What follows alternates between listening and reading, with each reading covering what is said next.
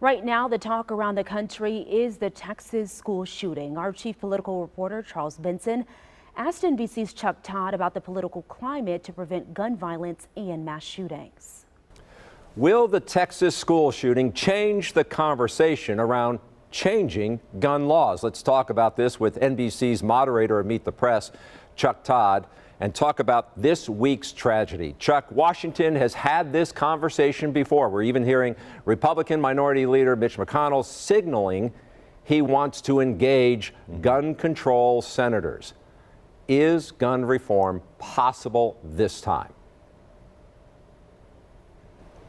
Well, it depends on how expansive you want that definition. Look, there's not going to be any regulation on purchasing of guns or on any of that. If they do anything, and I think what they're circling around is so-called red flag laws. These laws where you could petition to either prevent somebody from purchasing weapons, they're flagged in a database, or if they have weapons, you can get the authorities to confiscate them. The state of Florida passed one of these laws right after the Parkland shooting.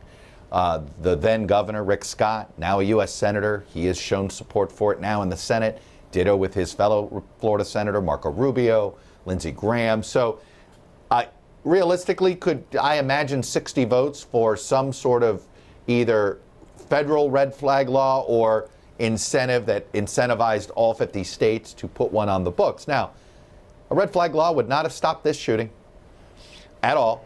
And a red flag law is on the books in New York, and unfortunately, nobody filed the initial threat that the Buffalo shooter had made to a school about a year earlier, or maybe they could have invoked that law there. So it's not a cure-all, but if you're asking what could happen, that's probably the only realistic addition.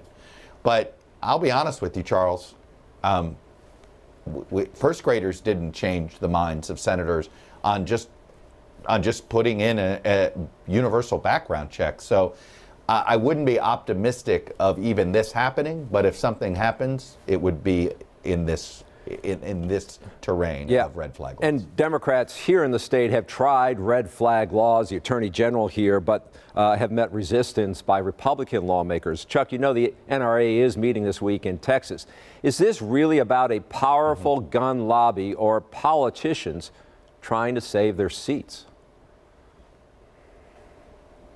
You know, it's funny that the gun lobby is no longer powerful, i.e. the NRA is no longer powerful. This is sort of it's been exposed as a corrupt organization. They've got lawsuits. They're having to file for bankruptcy.